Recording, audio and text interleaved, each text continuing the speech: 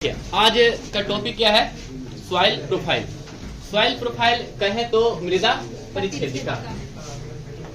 मृदा परिच्छेदिका बहुत समय तक एक ही मृदा एक ही जगह पर रहती है, तो इसमें बहुत सारे लेयर बन जाती है।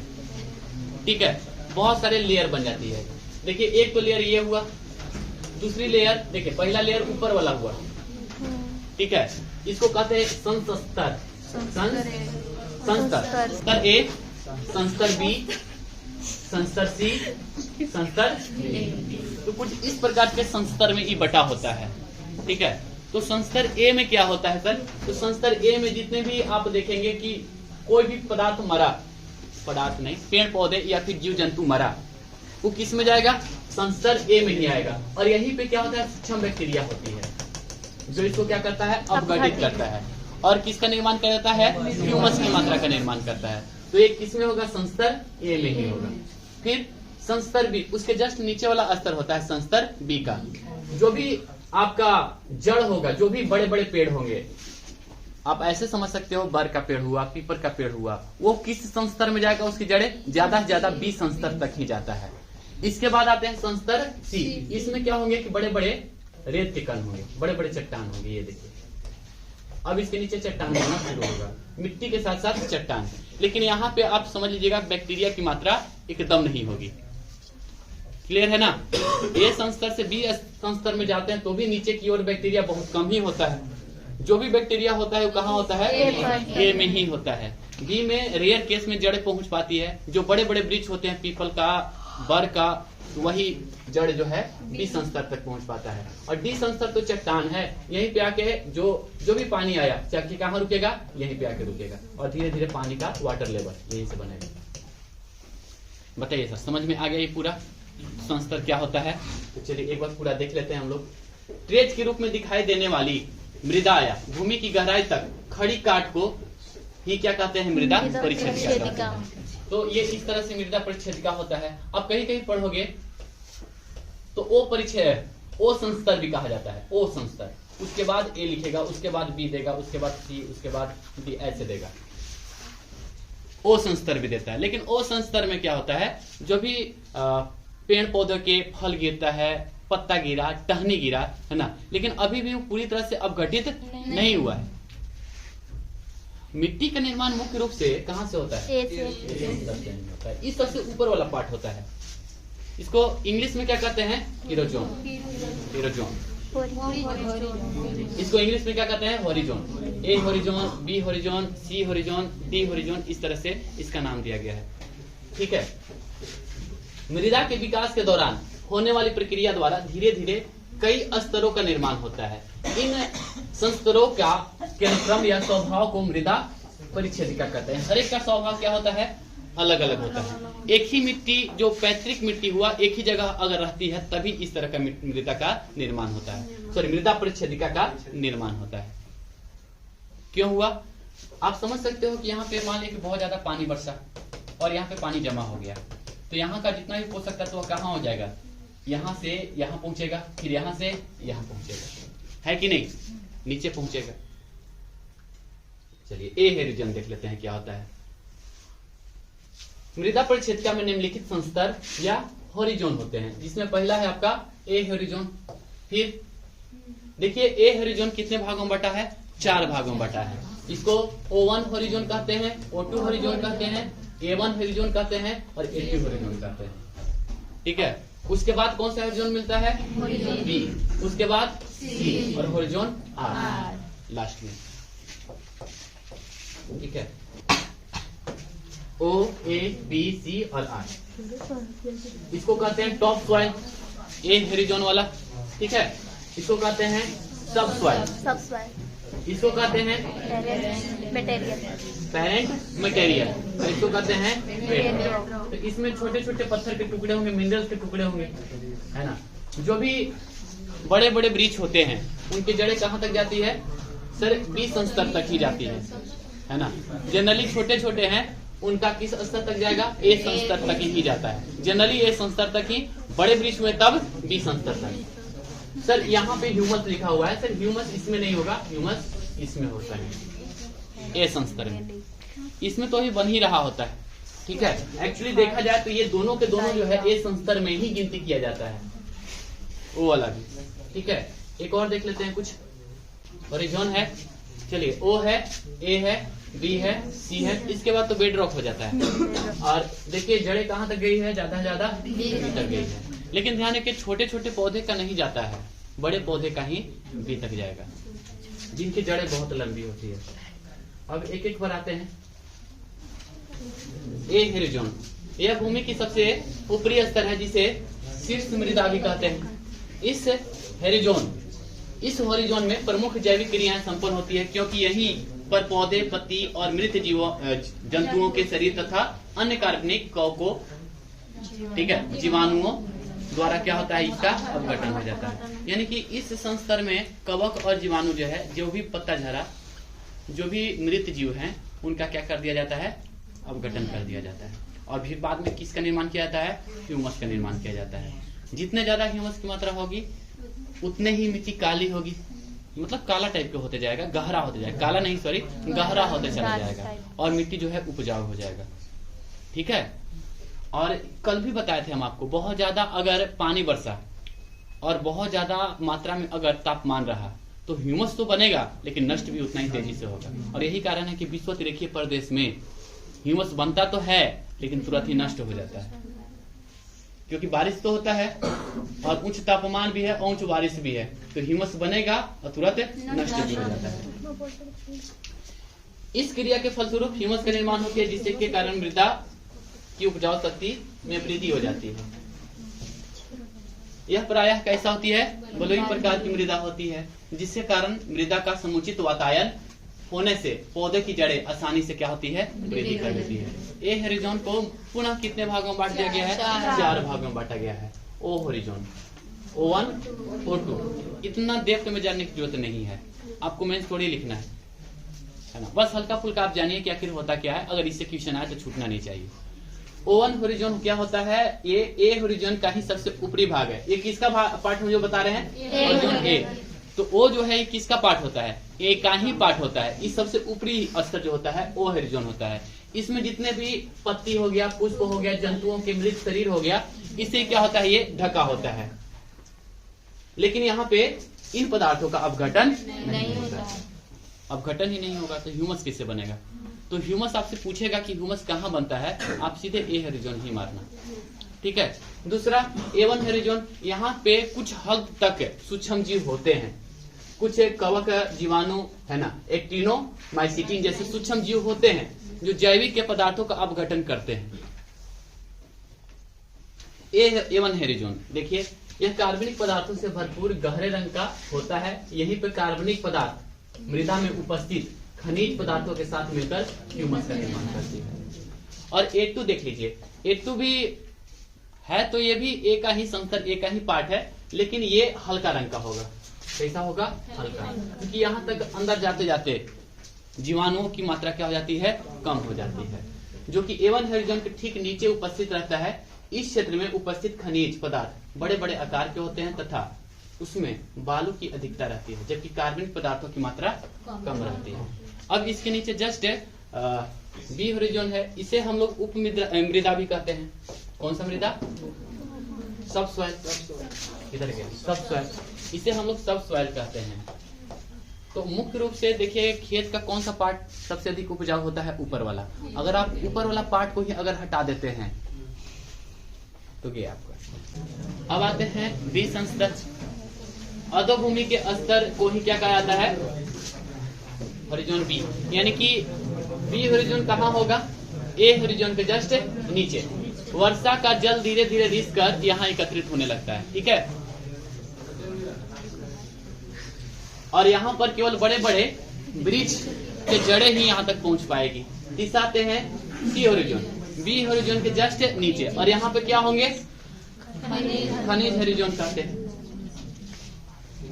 इसमें सूक्ष्म जीव और ह्यूमस का अभाव होगा और जड़ें यहाँ तक नहीं पहुंच पाती है। लास्ट है आर हॉरिजॉन, है ना, यहाँ पे पितरी चट्टानों का बना होता है। पितरी चट्टान समझ रहे हैं ना, जिस नहीं कल क्लास नहीं कर किए थे तो पितरी चट्टान हम नहीं पढ़ाए थे। जिस चट्टान से मृदा का निर्माण हुआ है, उसी को कहते हैं हम लोग पितरी चट्टान।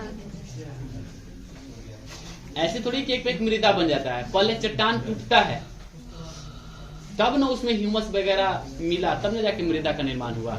ये मृदा निर्माण की क्रिया सर लाखों साल का है, 1 से 2 दिन में नहीं बनता है मृदा। ठीक है, यहां तक समझ में आया। आर मेरुजन ये पितरी चट्टानों का बना होता है जिसके ऊपर जल एकत्रित होता है, इसी के ऊपर क्या होगा, जल एकत्रित। अब उम्मीद है पूरा समझ में आ गया होगा। अब आते हैं मृदा निर्माण की प्रक्रिया, कैसे मृदा बनता है। तो ये 4 चरण में बनता है मृदा। ठीक है, मृदा कितने चरण में बना, 4 चरण।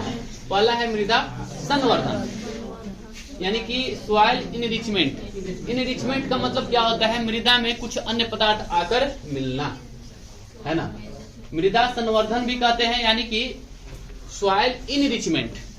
ठीक है, इनरिचमेंट में क्या होगा, इसमें कई सारे तत्व आकर मिलते हैं मृदा में। सर कैसे मिलेंगे, तो बाढ़ के पानी से मिल जाएगा, आके किसी न किसी तरीके से आके इसमें मिलेगा, तो हम कहेंगे कि मृदा इनरिचमेंट हुआ। जैसे आप देख लीजिए सोन के किनारे हर साल क्या हो जाता है, इनरिचमेंट होता है, उसका खाद डालने की जरूरत पड़ता है नहीं, तो सॉइल इनरिचमेंट। दूसरा क्या हो गया सर, मृदा क्षति। मृदा क्षति क्या होता है कि बाढ़ के कारण मृदा कट के भी चला जाता है।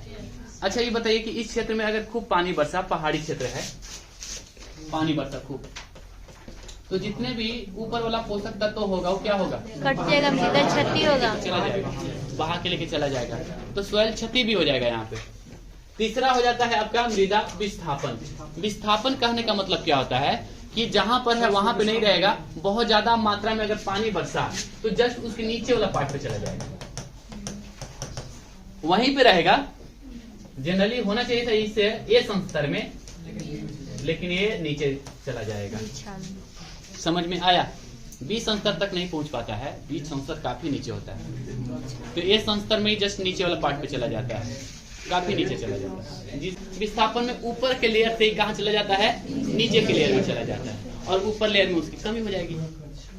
ठीक है, और तीसरा हो जाएगा आपका, चौथा हो जाएगा पदार्थों का रूपांतरण। यानी कि रूपांतरण कहने का मतलब है कि जो भी उसमें पदार्थ है ह्यूमस के कारण, यानी कि बैक्टीरिया के कारण क्या होगा, उसका रूपांतरण किसमें हो गया, ह्यूमस में हो गया, बैक्टीरिया के कारण। तो जैव पदार्थों का अपघटन के बाद क्या निर्माण बनता है, क्या बनता है, ह्यूमस बनता है। तो पदार्थों का क्या हुआ, रूपांतरण होगा। ठीक है, अब एक एक टॉपिक पर आते हैं। इसमें आप आगे पढ़ चुके हैं अपवाहन या निक्षालन या लीचिंग। क्या होता है सर लीचिंग? ठीक है, लीचिंग जानबूझकर भी किया जाता है सर। लीचिंग के थ्रू क्या हुआ, मान लिया जाए कि आपके क्षेत्र का मिट्टी जो है ना वो थोड़ा सा लवणीय टाइप के है, तो हम क्या करेंगे कि यहाँ पे पानी डालेंगे। पानी डालेंगे तो क्या होगा, धीरे धीरे धीरे उसमें पानी में जो घुलने वाला पदार्थ है वो तो घुल जाएगा और उसको निकाल देंगे, यही हो गया लीचिंग। ठीक है, समझ में आ गया। और एक ही जगह पर पानी बहुत देर तक जमा रहा तो उसमें जो भी घुलनशील पदार्थ है वो कहाँ चले जाएंगे, नीचे चले जाएंगे, तो ये भी हो जाता है लीचिंग। क्लियर है ना। तो ऊपरी परत से पदार्थों का निचली परत में गमन क्या कहलाता है, निक्षालन। और देख लीजिएगा, निक्षालन एक विलायक के माध्यम से, विलायक समझते हैं ना, घुलाने वाला, अपने वाहक पदार्थ से हटाए जाने वाले विलय की प्रक्रिया है। आगे देख लीजिएगा, यदि पानी में कार्बन डाइऑक्साइड मौजूद है तो निक्षालन की प्रक्रिया में वृद्धि करता है। भूमि पर फसलें उगाने के लिए यह मुख्य रूप से भूमि की ऊपरी परत में मौजूद क्षार लवणों को हटाने के लिए किया जाता है, हटाने के लिए किया जाता है। निक्षालन से कौन सा मिट्टी बनता है, लेटेराइट मिट्टी, क्योंकि ऊपर का जितना भी पदार्थ है जैसे सिलिकॉन और एक और कहाँ चला जाता है, नीचे चला जाता है। अब होता क्या है कि ऊपर वाला पदार्थ पर केवल भारी पदार्थ बच जाते हैं, जिस कारण से क्या बनता है, आयरन बच जाता है, जिस कारण से मिट्टी कैसा बन जाता है, लेटेराइट मिट्टी का निर्माण होता है। और इस तरह की मृदा में किसकी अधिकता होगी, आयरन। ये भारी पदार्थों की मात्रा जो बचती है वो कहाँ रह जाती है, ऊपर रहती है। इसमें कमी किस चीज की होगी, नाइट्रोजन। अब पहाड़ी क्षेत्र में खूब ज्यादा बारिश होती है तो आप वहां पे कैसे कर सकते हो, ये चीज नहीं कर सकते। तो इस तरह की मृदा में किसकी कमी होगी सर? नाइट्रोजन की कमी होगी। तो नाइट्रोजन की अगर कमी होगी तो जड़ मजबूत नहीं बनेगा, और जड़ मजबूत नहीं बनेगा तो पेड़ पौधे क्या होंगे? छोटे होंगे, बौने होंगे। ध्यान रखिएगा, उस क्षेत्र में बहुत ज्यादा मात्रा में मसाला की खेती की जाती है ना, केरला, या फिर चाय का बागान हो जाएगा, ठीक है। तो उपयुक्त जलवायु मिलना चाहिए, मिट्टी मिलना चाहिए, है ना। तो ये दो चीज क्लियर हुआ आप लोगों को कि लेटराइट मिट्टी में किसका उत्पादन हो जाता है? गरम मसालों का उत्पादन हो जाता है, और साथ ही साथ चाय की बागानें होती है, ठीक है। जैसे कर्नाटका के कुछ क्षेत्र में भी क्या होती है, नीलगिरी वाला क्षेत्र में चाय भी होता है और कॉफी भी होता है, चाय और कॉफी दोनों होता है। कौन सा मृदा पाई जाती है उस क्षेत्र में जहाँ पे 200 सेंटीमीटर से अधिक वर्षा होती है? तो लेटराइट प्रकार की मृदा पाई जाएगी, क्लियर है ना। और इस मृदा में किसकी अधिकता होगी? तो आयरन की अधिकता होगी, और एल्यूमिनियम की अधिकता होगी, और पोटास की अधिकता होगी, ठीक है। किस चीज की कमी होगी? नाइट्रोजन की कमी और कैल्शियम की कमी होगी, क्लियर है ये चीज? इस चीज की कमी होगी। यह मृदा कृषि के लिए उपयुक्त नहीं है ना। बागानी खेती आप कर सकते हो, बागानी समझते हैं ना, फल वगैरह का, और जो भी फल होगा तो फल का जो वृक्ष होगा ज्यादा बड़ा बड़ा होगा नहीं। हमारे यहाँ कैसे आम का पेड़ है, महुआ के पेड़ है, काफी बड़े बड़े होते हैं, लेकिन यहाँ पे बड़े बड़े पेड़ नहीं होंगे, छोटे छोटे पेड़ होंगे। लेटराइट मृदा आमतौर पर कर्नाटका, केरला, तमिलनाडु और मध्य प्रदेश, उड़ीसा और असम के पहाड़ी क्षेत्रों में। ध्यान रखिएगा, ये राज्य लिखे जरूर है, लेकिन साथ में लिखा हुआ है पहाड़ी क्षेत्र में। जहाँ पहाड़ होगा सर वहीं पे होगा, और जहाँ पे ध्यान रखिएगा नदी होगा वहां पे कौन सा मिट्टी होगा? वहां पे जलोढ़ मिट्टी, ठीक है। लेटराइट मिट्टी समझ में आ गया कहाँ होगा। अब अगला है विनिक्षेपण। विनिक्षेपण क्या होगा? निचले परत में पदार्थों का एकत्रण होना क्या कहलाता है? विनिक्षेपण। अच्छा, एक होता है निछालन। यह जो ऊपर से नीचे जा रहा है इस क्रिया को निछालन कहते हैं, और जाके जहाँ पे इकट्ठा हो रहा है इसी को क्या कहते हैं? विनिक्षेपण कहते हैं। अब जितना भी पोषक पदार्थ हैं जो जल में घुलनशील है वो जाके नीचे जाके बैठ जाते हैं, ठीक है। इसी को क्या कहते हैं? विनिक्षेपण कहते हैं। अब हम देख लेते हैं कणों का आकार। कणों का आकार में पहला देख लीजिए बजरी। ध्यान रखिएगा, पूछा हुआ क्वेश्चन है सर कि बजरी का साइज कितना होता है, कितना आकार के बजरी का साइज कहते हैं? तो 2 mm। 2 mm बड़ा साइज होता है थोड़ा। इसको कर, जैसे आप पर्वतीय क्षेत्र में जाएंगे ना तो बजरी आपको मिलेगा। कितना छोटा छोटा होता है बजरी? 2 mm का होता है। तो बजरी में क्या होता है? रेत का कण थोड़ा बड़ा होता है, तो इसको कहते हैं बजरी। उसके बाद आइए बालू, 0.25 से 2 mm के बीच का, जिसे मोटा बालू पतला बालू बोलते हैं ना। तो जो मोटा बालू हुआ वो मैक्सिमम 2 mm तक होगा, और 2 mm से बड़ा हो गया तो क्या हो गया? बजरी। फिर रेत की श्रेणी में नहीं है ना। सबसे मोटा बालू 2 mm का। अब उससे मंझिला बालू, मंझिला महीन, एकदम महीन होता है ना, इस तरह से। तो 0.05 mm से 2 mm तक के बालू होता है, ठीक है। अब अगला है इसमें गाद, 0.002 mm से 0.5 mm तक, ठीक है। और लास्ट है मृत्तिका यानी क्ले। अब इससे भी अगर कम mm का है, 0.002 mm, एकदम चिकना होगा। क्ले का मतलब क्या है? एकदम चिकना,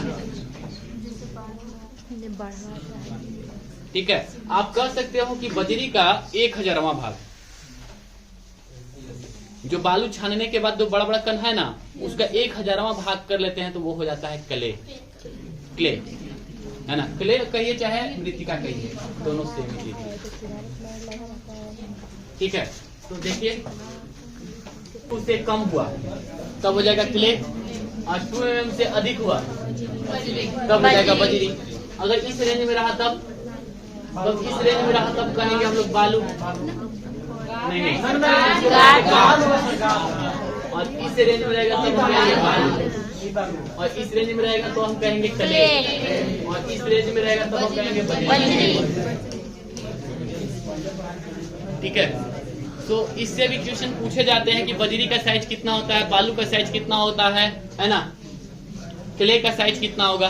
तो कम से कम क्ले और बजरी तो याद रखना है कि कितना होता है।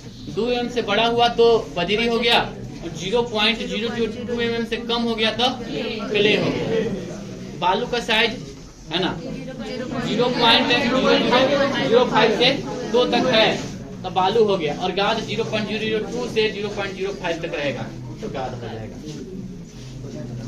अब हम लोग देख लेते हैं कि इन कणों के मिश्रण से विभिन्न मृदाएं बनती है। यही चारों जब मिलता है मिश्रण से विभिन्न प्रकार के मृदा बनता है।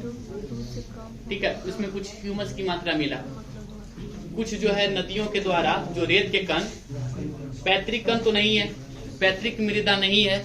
हो सकता है कि ये जो पैतृक मृदा है इसमें कैल्शियम की मात्रा नहीं है, लेकिन जो नदी आए उसमें जो बालू का कण है उसमें कैल्शियम की मात्रा है। तो क्या इस क्षेत्र में कैल्शियम की मात्रा बढ़ जाएगी बाढ़ के दिनों में? हाँ सर, बढ़ जाएगी। समझ में आ गया? तो बजरी, बालू, गाद और मृतिका, इसी सब से क्या होता है? विभिन्न प्रकार की मिट्टी का निर्माण होता है। अब आते हैं पीएच ऑफ सॉइल, सॉइल का पीएच। ध्यान रखिएगा, पीएच के ऊपर भी डिपेंड करता है कि आपका सॉइल कैसा है, उपजाऊ है कि उपजाऊ नहीं है। 6.5 से 7.5 पीएच अगर है तो आपका मिट्टी काफी उपजाऊ मानी जाएगी। अगर इससे कम है तो हम कहेंगे कि उपजाऊ है ही नहीं। जैसे हम विभिन्न प्रकार के पीएच पर देख लेते हैं, 0 से 4.5 तो ये ऊसर मृदा है। आप कह सकते हो कि 4.5 पीएच मतलब अम्लीय है, तो ये ऊसर भूमि है, कुछ नहीं उपजेगा। फिर 4.5 से 6.5 अगर है तो अम्लीय है। हम अभी बताएं कि जो अच्छी मृदा है 6.5 से, यानी कि पीएच कितना होना चाहिए? उदासीन का 7। तो एकदम उदासीन भी होना ठीक नहीं है मृदा का, 5 आगे और 5 पीछे कर लो, यानी 6.5 से 7.5 अगर इसके बीच में है तो वो अच्छी मृदा मानी जाएगी। क्लियर है? अगर 7.5 से अधिक हुआ 8.5 तक तो लवणीय हो गया, और इससे ज्यादा हो गया 8.5 से 14 पीएच तक ही मैक्सिमम होगा, तो अब ये हो जाएगा क्षारीय।